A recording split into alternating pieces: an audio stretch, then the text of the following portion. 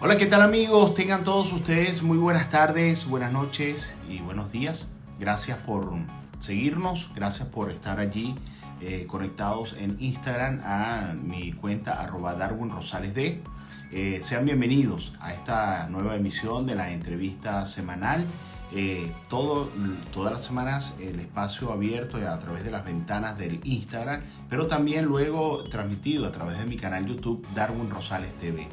Gracias por los que han venido sumándose a este proyecto, las personas que me han venido siguiendo a través de Instagram y también a los que se han suscrito al canal YouTube. Bueno, hoy vamos a tener una conversación bien interesante con el profesor Alfredo Rojas Calderón. En Instagram él aparece como @verbocracia y con Alfredo vamos a comentar muchas cosas porque él es, además de ser un excelente académico, profesor universitario, conferencista y es especialista en comunicación y política. Ya tuvimos oportunidad de conversar con Alfredo previo a las elecciones el pasado mes de julio en Venezuela y prácticamente 4 meses después vamos a volver a conversar porque bueno, en esa oportunidad había un escenario, había un panorama y 4 meses después tenemos otro escenario totalmente distinto. Vamos a ver si ya está por aquí. Hola Alfredo, ¿qué tal? Buenas noches. Hola, Buenas noches a nosotros. Buenas ¿qué tardes a tal, los Darwin? amigos venezolanos. Feliz noche, ¿cómo estás? Bueno, bien, bien. Aquí llegando del curro, del trabajo. Como toca, cada día. Sí, señor, el compromiso que tenemos aquí cuando se sale del país, echarle pichón.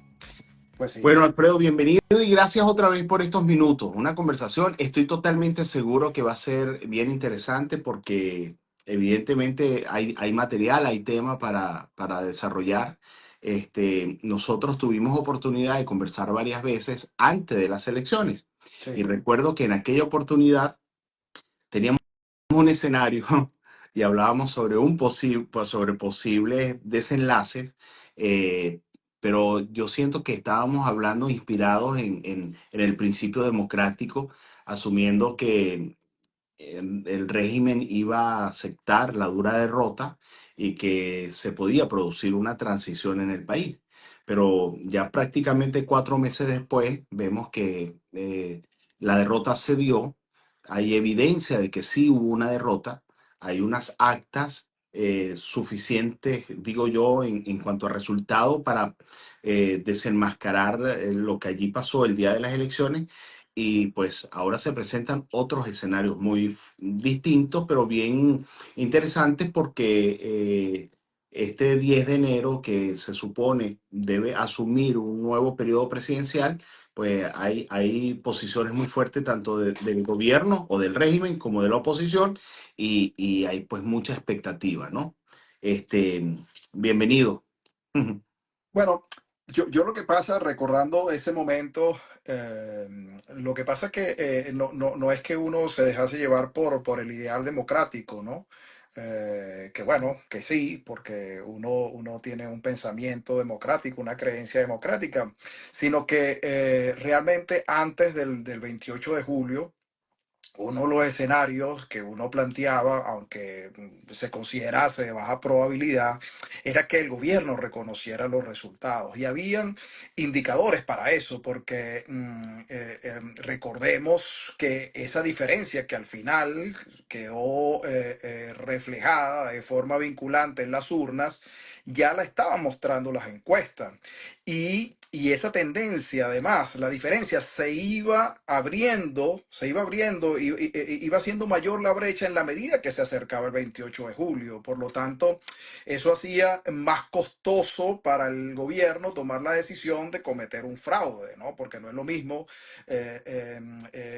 ni siquiera desde el punto de vista procedimental, de lo que es más fácil o más difícil hacer un fraude de un resultado electoral de 7-3 como quedó, a un resultado electoral que hubiese quedado 55-45, que fue más o menos lo que ellos trataron de mostrar como resultados, en este caso, falsos, ¿no? Entonces, digamos que era un escenario, insisto, que aunque de baja probabilidad, tenía cierta posibilidad Estaba allí, de ocurrencia, existía. ¿no? Y yo creo que hasta el último momento hubo tuvo esa expectativa en mucha gente, bueno, finalmente va a acceder a a alguna negociación porque es demasiado evidente que perdió las elecciones Maduro y que no le quedará otra, digamos, que intentar reconvertirse democráticamente. Aunque Pero, también pero, decir, sí. pero se vino por un camino arriesgado, porque asumió una posición sumamente frontal, muy radical, echándose prácticamente al mundo encima. Sí, sí, pero bueno, yo tengo la hipótesis de que Maduro es quien menos protagoniza ese fraude. Realmente creo que el fraude se Total. organiza, se produce, para utilizar los términos, digamos, de la comunicación en el entorno, digamos, en el entorno de Maduro, es decir, Jorge Rodríguez, los hermanos, Diosdado Cabello, por supuesto Padrino López, porque tenía que participar ahí el poder militar, Tribunal Supremo de Justicia, en menor medida el propio Consejo Nacional Electoral, realmente. Creo que ahí es donde se hace este montaje, ¿no? A juzgar por las expresiones del propio Maduro los días subsiguientes que ponían en evidencia una persona, por su comunicación verbal, una persona insegura, confundida, desubicada, digamos, en el momento, en el espacio. Entonces, de alguna forma, aunque habían, digamos, ya algunas tendencias, y de hecho hay que recordar que este no es el primer fraude que se produce en un proceso electoral en Venezuela. Ya había pasado, se habían dado unas elecciones de una constituyente cuyos resultados todavía no están publicados en ninguna Mm. parte y se anunciaron 8 millones de votos y demás. Y luego lo mismo del referendo por el Esequibo, que más o menos lo mismo, se anunciaron unos resultados que no se podían constatar, auditar, solamente que Correcto. aquí se trata de una elección presidencial y con un resultado, digamos, que deja una diferencia, arroja una diferencia demasiado grande, ¿no? Es un Y resultado muy abrumadora. cuestionable. Correcto, que yo estoy seguro, lastimosamente en los procesos anteriores no se había tenido la evidencia, no se había tenido cómo demostrar Sí. el fraude y en esta oportunidad, evidentemente con la cabeza de María Corina, a la cabeza de María Corina, pero todo un gran equipo, pues se esmeró en procurar conseguir estas evidencias y ha sido prácticamente lo que le cambió el panorama al mismo régimen, Sí, claro, porque, porque era un escenario probable, digamos, el del fraude. Como decía, ya habían unos antecedentes correcto, que hacían perfilar, digamos, que proyectaban esa posibilidad de que se diera un fraude, por muy difícil que parecía, insisto, por la brecha sí. tan grande que había entre un candidato y otro. Ahora, Alfredo, en las semanas o los meses posterior a las elecciones, se ha venido construyendo mensajes de lado y lado. Ujú, El régimen intentó por todos los medios hacer ver que fue la oposición, el sector que cometió el fraude, incluso inventando cosas como que desde un punto exterior se había fraguado, se había intervenido el mejor sistema electoral de Venezuela, ujú. del mundo, etcétera. Y esa tesis prácticamente no la pudo sostener, se le cayó. Ya no hablan ni siquiera de que fue María Corina la que cometió el fraude. Es decir, que por primera vez en estos 26 años, siento que Maduro en este momento está ante los ojos del mundo totalmente desnudo y la gente está convencida, los de afuera, pero también los de adentro, la mayoría de los venezolanos, que hubo un fraude, que se robó las elecciones y que intenta perpetuarse en el poder de manera autoritaria, ¿no? Entonces, ¿qué sucede con este mensaje que vengo diciendo? Bueno, han venido atacando a María Corina, una persecución bestial, no solo a María Corina, a todo el equipo, Superlano detenido, preso, es decir, las cabezas de las organizaciones políticas que acompañan o que hacen esta gran plataforma unitaria han venido cayendo presos, van eran 2000 y pico de presos en total, pero han venido soltando y tal, y ahora mismo hay 1903 presos, aparentemente, según el Foro Penal, este, y ya no se habla de que si hubo fraude, que aparezca en las actas ni nada. Ahora todo se está tornando, o la visión es sobre, la gran expectativa es sobre el 10 de enero. ¿Qué va a pasar el 10 de enero? Que Diosdado le enseña casi que las esposas del mundo. Edmundo dice que él regresa, o sea, el de a pie, el de la calle, el venezolano, no, tanto los que están en Venezuela como los que estamos afuera, en este momento lo que estamos es visualizando un día sumamente con una gran incertidumbre, Ujú. porque pareciera que ese día va a pasar algo y de repente no pasa nada. Y de repente Este, no pasa nada. pero la Sí. gran expectativa es el 10. Sí, qué pasará el 10 o qué pasará el 11, ¿no? Porque Sí. también en estos casos se habla del día siguiente, porque no era solamente el 28, sino el 29, ¿no? Bueno, la estrategia del gobierno, pues bueno, ya era conocida, no es la primera vez que lo hace. Es la estrategia de normalizar lo que es anormal, ¿no? Una especie de normalización autoritaria, como le he llamado yo, es decir, hacer del día a día, bueno, una normalidad autoritaria. Esto es así, esto funciona así, nosotros tenemos el poder, nosotros tenemos la fuerza y, bueno, la usamos como la usamos contra quienes piensen distinto a nosotros, quienes pretendan manifestarse en nuestra contra, la disidencia y demás, ¿no? Y bueno, hizo todo, digamos, construyó, digamos, toda una narrativa para eso, que además se acompaña a esa estrategia también del planteamiento de ganar tiempo, ¿no? Porque siempre es el día a día, vamos un día a la vez, vamos ganando tiempo, ¿no? Y así han pasado todos estos meses. No, que parece que ha pasado mucho, pero que al mismo tiempo parece que no ha pasado nada, ¿no? Tenemos esa sensación tan confusa, ¿no? Bueno, sí, ha pasado mucho, pero bueno, pero cuando revisas cuál es el resultado, lo concreto, no ha pasado nada. Todavía Maduro está en el poder, en medio, insisto, de esta normalidad autoritaria. Y viene el 10 de enero, e intentará también, pues bueno, hacer de ese día una parte más, un capítulo más de esa normalidad autoritaria, ¿no? Sobre todo desde el Ellos, punto de vista comunicacional. ellos de todas supongo que van a armar el acto, la Correcto. juramentación y encadenarán todos los medios y van a robarse el show ese día. Correcto, e inundar, ¿no? Digamos, de presencia, ¿no? Así sea como ha hecho todos estos meses de ruido, porque lo importante en esa estrategia es hacerse presente y mostrarse poderoso y mostrarse existente y que está en el poder y demás, ¿no?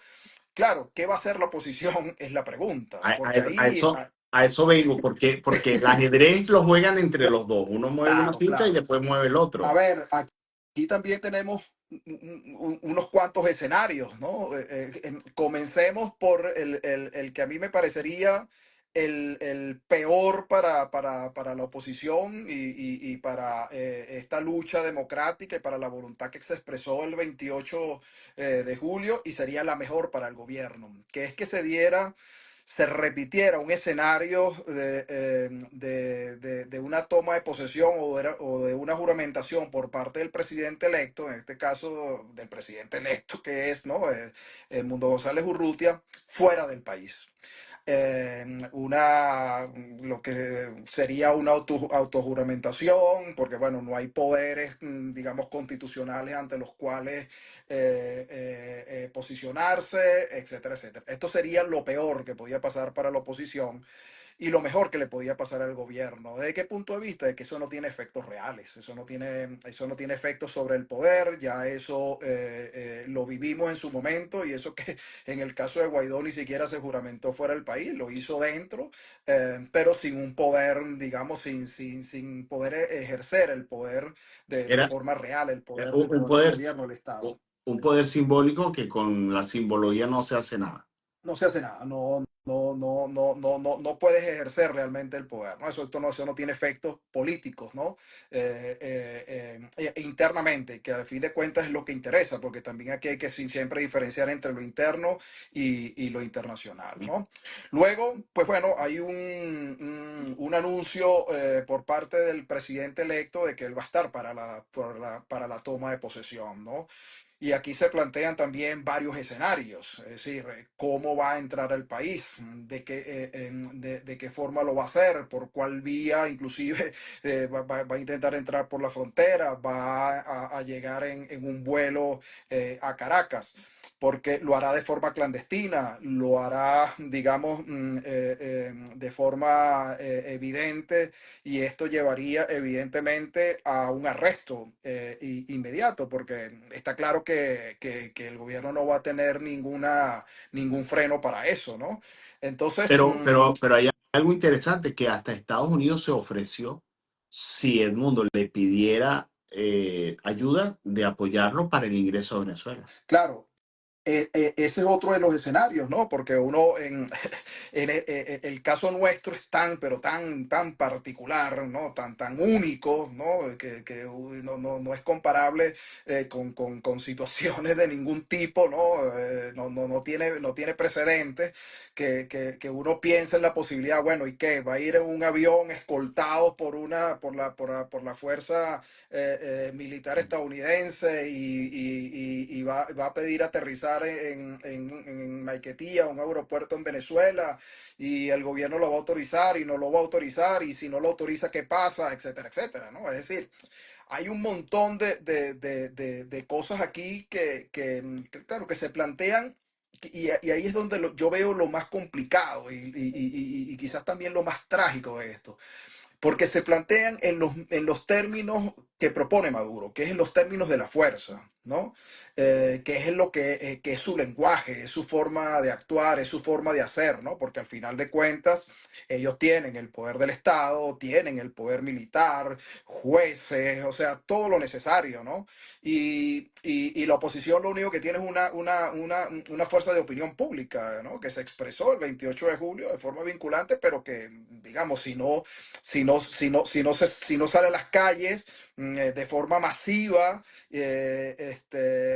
con mucha fuerza, ¿no? Pues bueno, y ejerciendo la máxima presión posible, no, eso no lleva a nada, Sí, ¿no? porque Entonces, claro, tiene que entrar estar en ese acompañado. juego del poder con Maduro, pues había que mirarlo y ver hasta qué punto va a llegar eso, y si ese es el desenlace que se puede producir, ¿no? Ahora, desde el 29, un día después de las elecciones, se han venido manifestando eh, apoyo que se traduce en una gran presión internacional en contra del régimen. Hasta los países aliados, Brasil, México y Colombia jugaron ahí una posición rara, ¿no? Sí. Brasil de manera más contundente que los otros dos, pero el resto de países, de expresidente, aquí mismo la comunidad europea, los organismos, las instituciones, las instancias han venido haciendo una presión importante y yo no sé si es producto de la manifestación global que convocó María Corina para el 1 de diciembre, pero siento que la respuesta por parte del fiscal Karim y de la Corte Penal Internacional a horas después de esta manifestación, yo siento que es una respuesta seria de prestar mucha atención.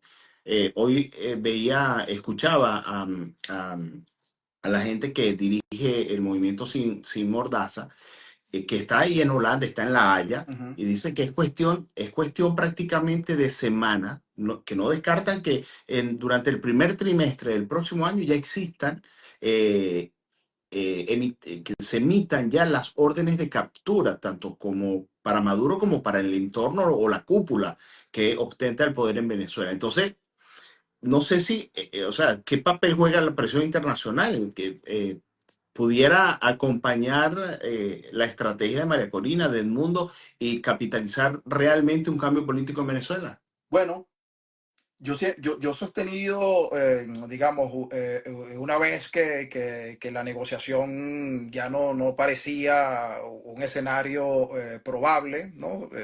Con Maduro, porque ya decíamos que en su lenguaje, su forma de actuación, que era la de la fuerza, la del poder, la de la violencia, ya la había puesto sobre la mesa y eso, pues bueno, hacía muy evidente que no había posibilidad de negociación. Y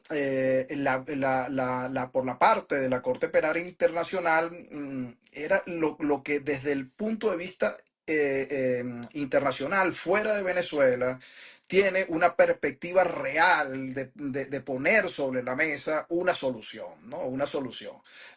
Bueno, estamos hablando de una institución internacional que efectivamente puede emitir una sentencia y puede también girar, ¿no? Emitir unas órdenes de captura contra los personeros del régimen, ¿no? Entonces, la Corte Penal Internacional en este ámbito internacional es central, ¿no?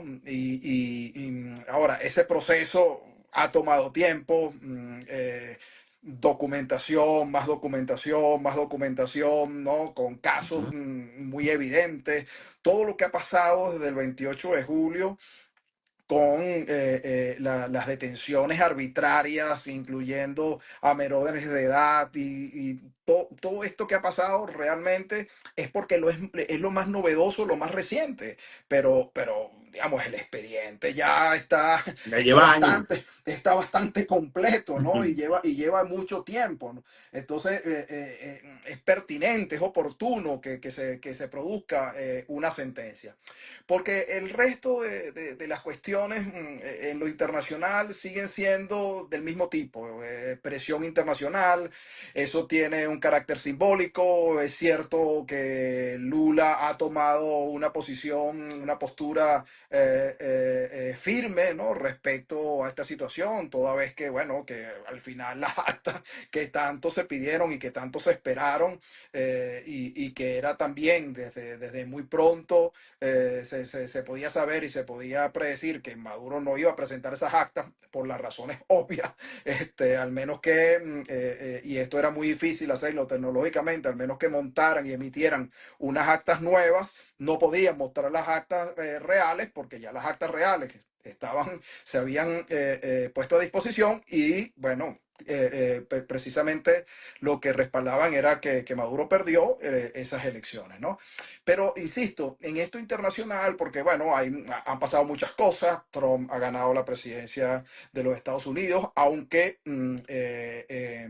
va a tomar posesión 10 días después de la fecha en Venezuela, ha nominado a Marco Rubio para ser secretario de Estado. Sin duda, Marco Rubio es de las personas que más conoce, ¿no? El caso venezolano al detalle.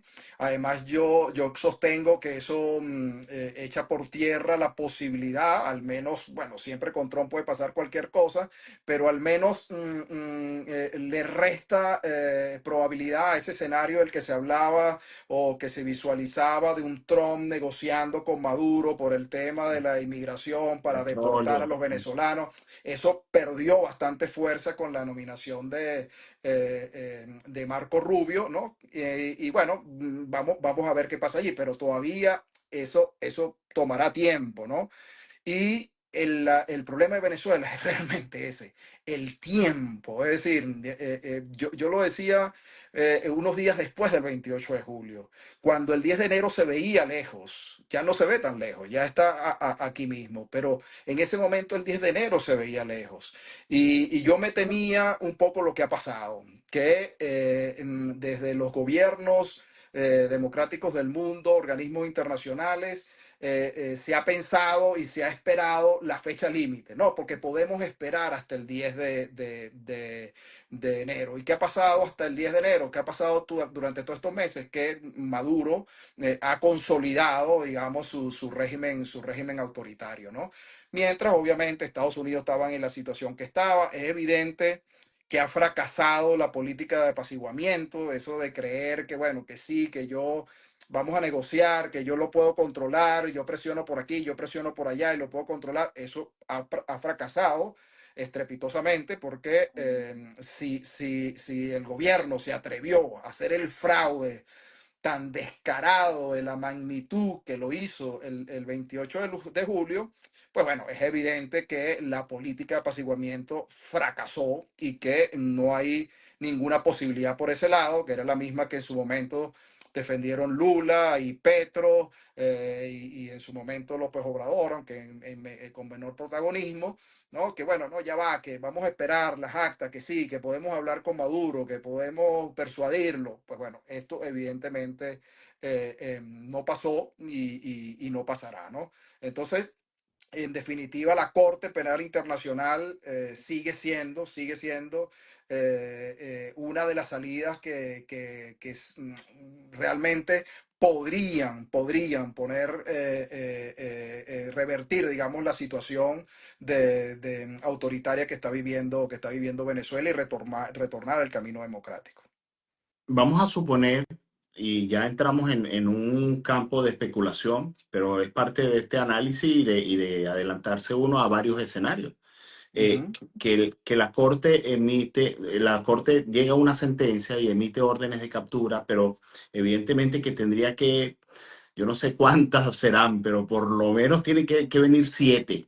Tienen que ujú, venir a Maduro como cabecilla, tienen que venir a los Rodríguez, tienen que venir a Diosdado, Padrino, a Tribunal Supremo de Justicia, al fiscal, un ujú. poco como que es la cúpula del poder en Venezuela. Y ya con una sentencia firme, con una orden de captura de este nivel, ¿qué se puede presentar en Venezuela? ¿Algún quiebre dentro de las Fuerzas Armadas? ¿Alguna ruptura? ¿Alguna traición? Y luego se puede esperar una acción extranjera e internacional. Bueno, lo de la fractura, digamos, en la coalición dominante, en la Fuerza Armada, yo lo veo de muy baja probabilidad por varias razones. La primera de ellas es porque, bueno, hay un control muy férreo, ¿no? Sobre la Fuerza Armada. Eh, Hay un seguimiento importante, ¿no? Y que ha sido efectivo porque de hecho durante este tiempo se han producido, digamos, algunas situaciones, algunas escaramuzas, ¿no? Y el gobierno las ha podido controlar. Detectar y neutralizar. Sí, sí, las ha detectado y las ha neutralizado efectivamente.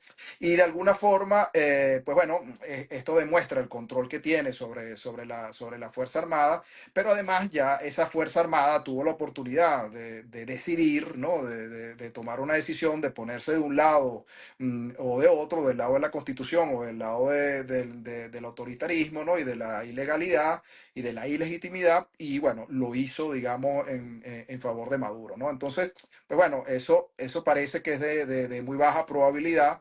Nunca se descarta pero porque puede evidentemente ocurrir, pero parece, digamos, de baja probabilidad.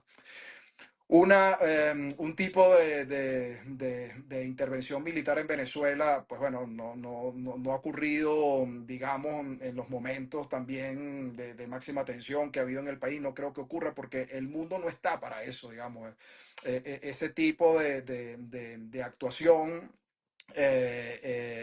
digamos, al menos que se hagan los términos como lo ha hecho Rusia en Ucrania o como lo está haciendo Israel en la franja y con los demás países árabes, pues, pero bueno, son acciones unilaterales de un país contra otros, pero eso es difícil mirarlo, ¿no? Ahora, una vez que se emitan esas órdenes de captura, ¿no? Porque esto también hay que decirlo, ¿quién le pone el cascabel al gato? Porque ¿quién ejecuta esas órdenes de captura? Ahora mismo acabo de referirme al caso de Israel y, por ejemplo, Netanyahu ya tiene una orden de captura Correcto. internacional. ¿Quién captura a Netanyahu? ¿No?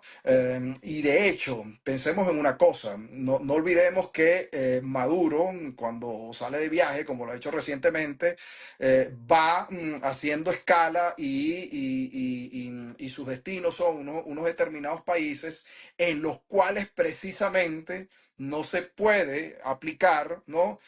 Una orden de captura de este tipo ni ninguna orden, ni ninguna norma internacional. Son países que más bien están al margen del derecho internacional, ¿no? Entonces, porque de alguna forma, Maduro podría ser detenido en un país, digamos, en el que democrático, en el que funcione la legalidad y ya, digamos, antes de que la Corte Penal Internacional emita cualquier orden de captura, ¿no? Y esto no se ha producido. Bueno, Por lo hay tanto, una, bueno, hay una serie de recompensas desde hace también años. también es una de las propuestas que se está haciendo en Estados Unidos, que se aumente, digamos, el monto de estas recompensas y demás, ¿no?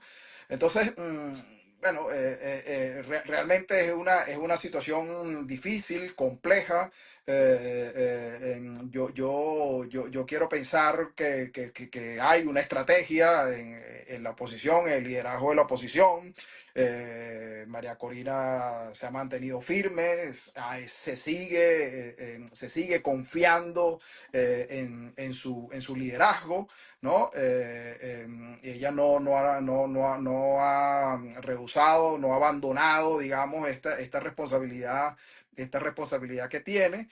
Y bueno, vamos a ver qué tanta presión, digamos, se puede ejercer, porque de alguna forma para que se dé finalmente el cambio que se espera en Venezuela, tienen que confluir en un momento determinado muchos factores, muchas situaciones, muchas fuerzas, digamos, ¿no? Muchas fuerzas que se dirijan al mismo propósito, al mismo objetivo, dentro de Venezuela, fuera de Venezuela, en la Corte Penal Internacional, es decir, en los propios países latinoamericanos, en los propios países vecinos, tienen que confluir muchas situaciones, ¿no? Muchas fuerzas que de alguna forma presionen para que se produzca el cambio definitivo que se espera. Y bueno, esto puede ser el 10, esto puede ser antes, esto puede ser después, ¿no? Como decimos a veces la gente, pues bueno, se fija en el 10, ¿no? En la fecha señalada, pero a lo mejor es el 11 o es el 12, ¿no? Porque al final, bueno, se trata de una situación extrema como la que se está viviendo en el país y la pregunta es, bueno, realmente, desde mi punto de vista, porque bueno, esa es otra discusión que hay, desde mi punto de vista, la ilegitimidad de Maduro ya se produjo desde el momento en que, y la ruptura del orden constitucional se produjo desde el momento en que se declaró el fraude y el que fue proclamado como presidente electo, ¿no? Pero bueno, hay quienes creen todavía que es el 10, ¿no? Cuando realmente se produce el quiebre porque Maduro todavía es presidente, ¿no? Y todavía goza de cierta legitimidad. Correcto.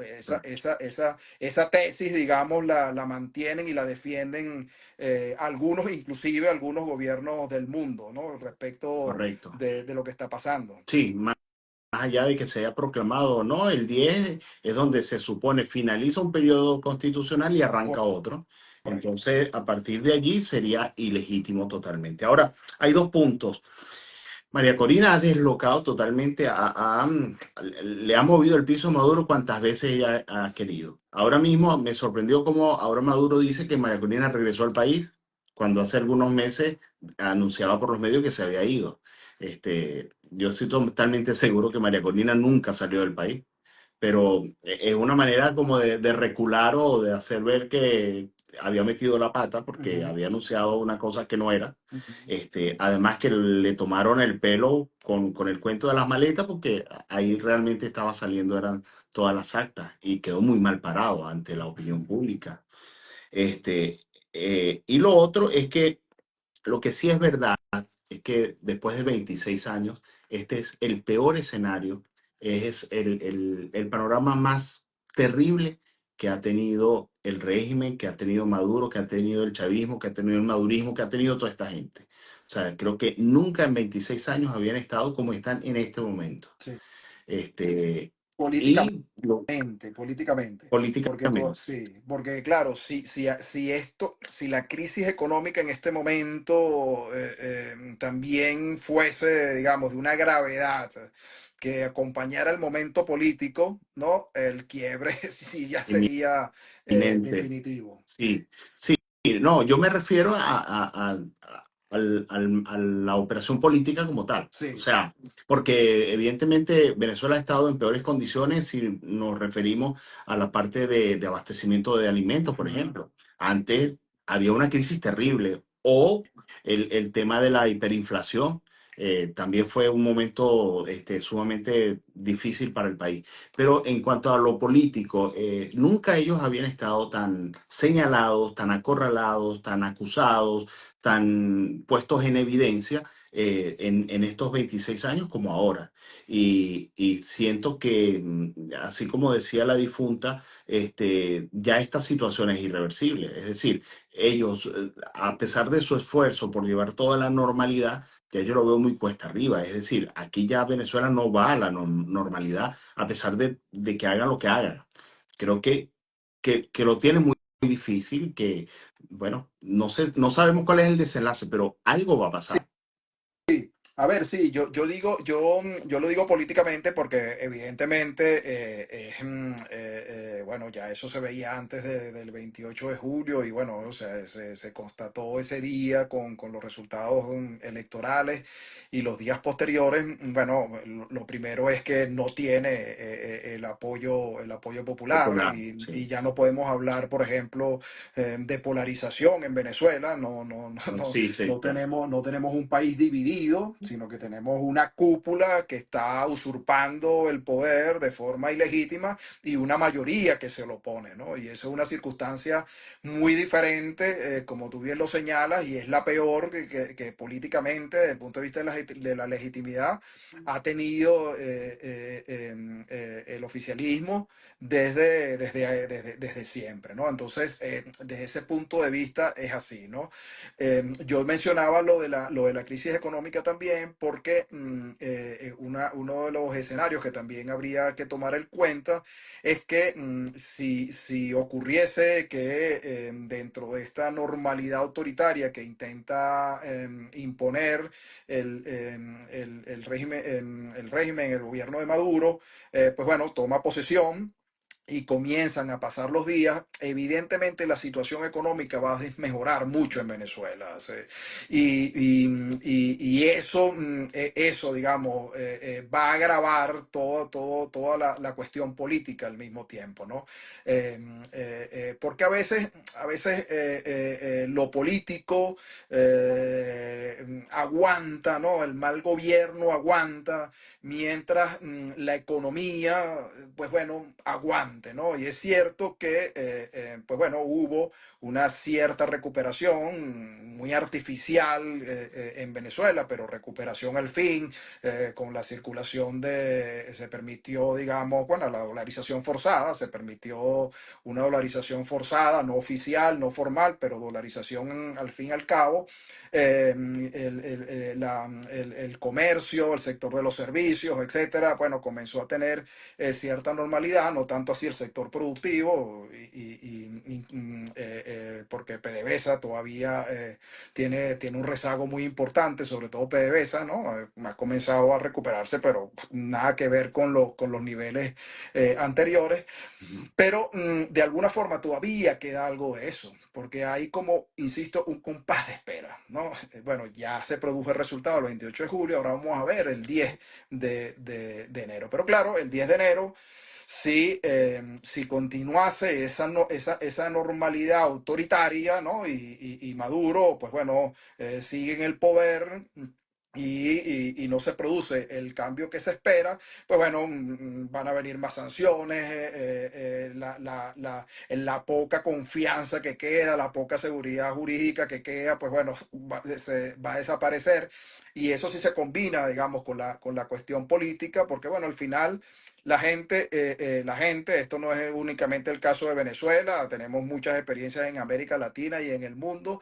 a veces el bolsillo es el que termina empujando, ¿no? A la gente a manifestarse y a ejercer una mayor presión y a promover, digamos, un cambio de gobierno, ¿no? No solamente lo meramente político, que a veces es muy difícil para la gente de digerir, ¿no? De ser potable, ¿no? Bueno, la democracia, la libertad, etcétera, etcétera. Pero bueno, realmente ya desde hace años en América Latina los ciudadanos vienen diciendo que no importa si más democráticos, si menos democráticos, si más autoritarios, si menos autoritarios, si resuelven los problemas. Es decir, si la situación económica es más o menos buena, ¿no? Entonces, bueno, yo creo que esto puede terminar propiciando ese quiebre que se podría dar, ¿no? Porque de hecho, si Maduro, su gobierno, hubiese hecho las cosas bien, por ejemplo, en PDVSA, en materia económica, y la situación económica en Venezuela, Y los servicios públicos, pues ajá, los funcionaran. servicios públicos y demás fuese buena, es muy difícil el cambio político. Es muy difícil el cambio político. Lo que pasa es que ahora confluyó, digamos, toda esa mala gestión, todo ese mal hacer, todo ese autoritarismo, confluyeron todos esos factores, ¿no? Y la falta de solución de los problemas, etcétera, etcétera, y es lo que lleva al 28 de julio, ¿no? Bueno, además, digamos, de una emotividad y todo lo demás que acompañó ese día, ¿no? Entonces, pues bueno, también hay que mirar qué va a pasar desde el punto de vista de la economía y para que eso de alguna forma pueda contribuir al quiebre y al cambio de la situación en Venezuela. Yo estoy totalmente de acuerdo con lo que dices, se alinean, se deben alinear elementos, circunstancias, situaciones, y siento que se están alineando, porque si bien el cambio político en Estados Unidos hace 4 años atrás, cuando sale Trump y entra Biden, a la larga lo que hizo fue oxigenar a Maduro. Ujú, Retiraron sanciones, se sentaron a negociar, a dialogar, en fin, y lo que hizo Maduro fue fortalecerse y también empezar otra vez a agarrar dinero. Ahora Biden sale y entra Trump otra vez. Y luego entra al gobierno de Trump, Marco Rubio, que es de la línea radical ujú, frontal contra estos sistemas. Este, pero esto también, lo que dice es totalmente cierto, de quedarse Maduro reactivarán sanciones, van a buscar la manera de ahorcarlo económicamente. Por supuesto, el pueblo venezolano va a sufrir muchísimo, pero es parte de esa estrategia o de ese movimiento de fichas, de piezas en el ajedrez, para lograr ese rompimiento, ese quiebre de esta gente, ¿no? Entonces, eh, es es una gran incertidumbre lo que tenemos, ujú. pero sí es verdad que los días que están por venir van a ser sumamente interesantes. Sí. Y, y- y- Mira, yo te digo, yo tengo más expectativas por el lado de los Estados Unidos que tú mencionas allí. Yo tengo más expectativas en Marco Rubio que en Trump. Trump es bastante difícil, digamos, de predecir, ¿no? Porque, bueno, Trump es un fenómeno en sí mismo, ¿no? Trump es Trump, es decir, él no es ni el Partido Republicano, no representa, digamos, una línea política definida, ¿no? Hay una mezcla de pragmatismo, digamos, con dogmatismo. Es decir, hay muchas cosas en Trump, ¿no? Ujú, Quizás más claro se puede tener respecto de Marco Rubio, que de línea dura siempre ha mantenido las posiciones que ha mantenido ante los gobiernos autoritarios de la región, no solamente Venezuela, también Nicaragua, Cuba y también del mundo, el caso de Rusia y el caso, la situación de derechos humanos en China y demás, ¿no? Entonces, Trump es un poco errático, ¿no? Entonces, claro, de Trump podrías esperar una línea dura y, qué sé yo, una intervención, una operación militar como una política de apaciguamiento, como la que ha tenido, digamos, Biden y los demócratas. Es decir, no se sabe, ¿no? Porque al final, no olvidemos una cosa, que esto sí lo tiene clarísimo Trump y es parte de lo que él representa. Él piensa solamente en su país, ¿no? Y en su país y en sus votantes, ¿no? Por ejemplo, está el tema este que decíamos de la inmigración, ¿no? Y por, digamos, por deportar y por cumplir esa promesa electoral que ha hecho, que en buena medida le llevó, porque eso generó digamos,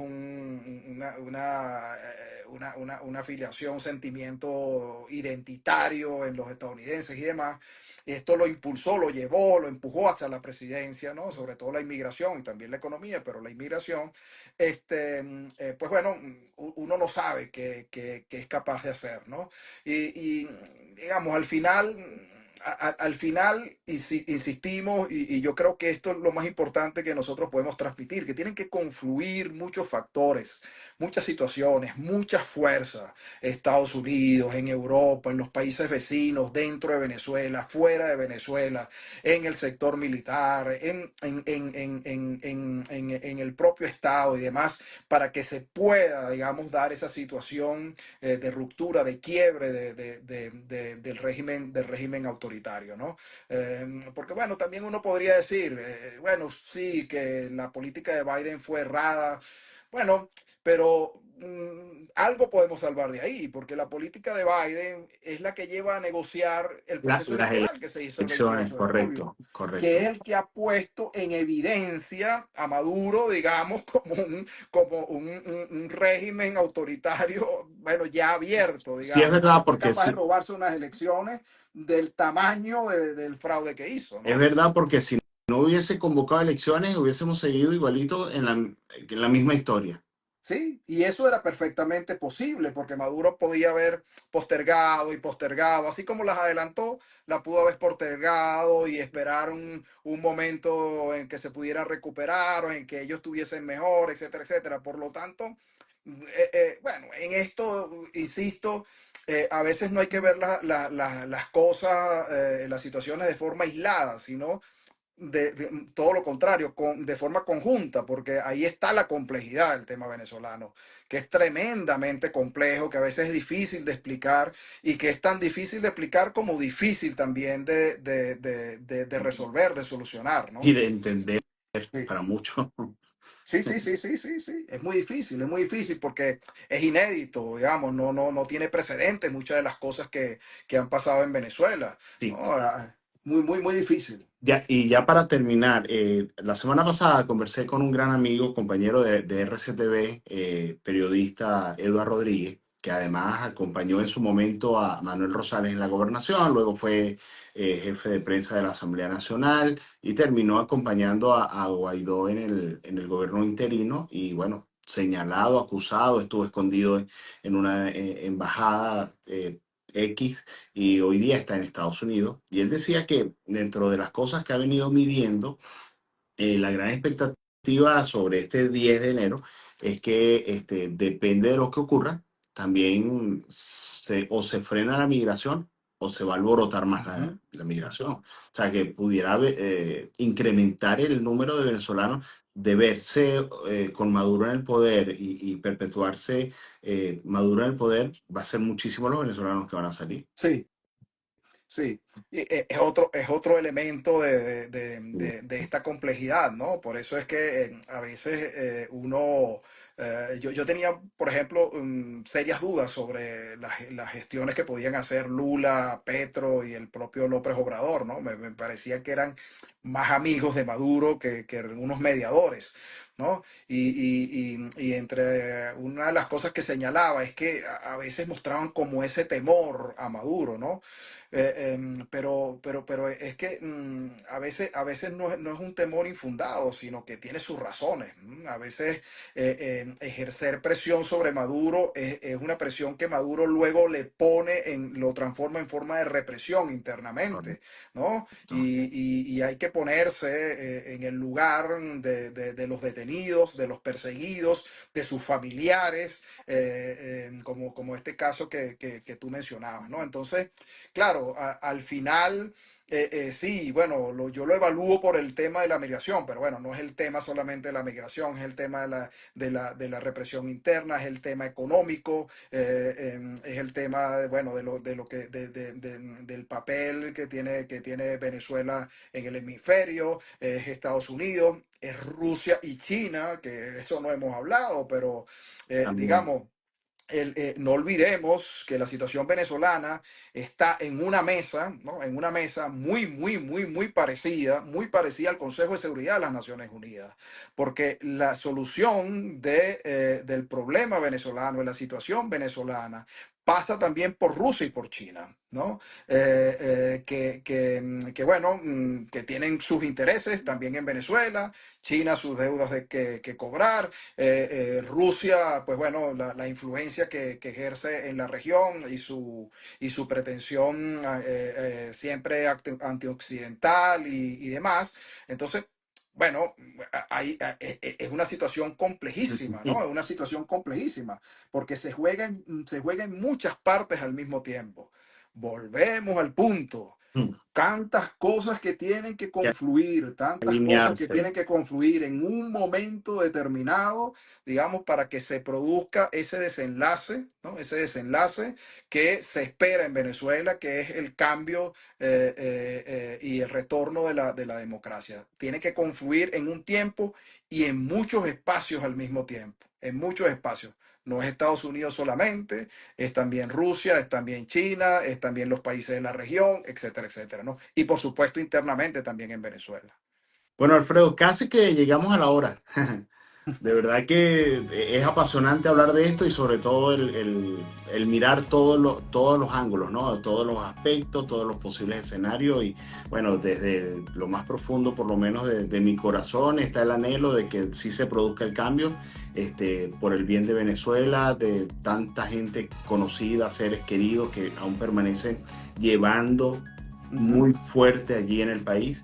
Y bueno, y como país, como venezolanos, como doliente de esa hermosa tierra que nos ha llevado a trasladarnos a otras partes porque allí se nos acabó sencillamente las oportunidades y que inspirados en los hijos y en la familia, pues uno tuvo que tomar esa decisión de salir, pero lo que uno más desea es que el país cambie y que mejore, evidentemente. Porque es nuestro Agradecer, país, siempre será nuestro país, eso no lo puede cambiar nadie, no nos lo puede quitar nadie. así es.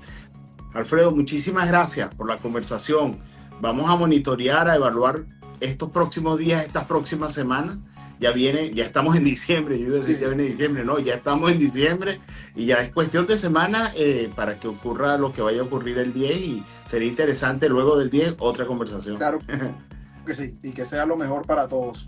Así Muchas es, gracias. bueno, y gracias a todos los amigos que se conectaron. Esta entrevista luego va al canal YouTube Darwin Rosales TV, de manera de tener allí oportunidad de verla completa. Y los que están en Instagram, bueno, muchísimas gracias por seguir y por sobre todo apoyar el contenido que venimos haciendo con mucho cariño. Gracias a todos, feliz noche y Alfredo, un fuerte abrazo. Abrazo para ti y para todos. Muchísimas gracias. Feliz noche. Hasta luego.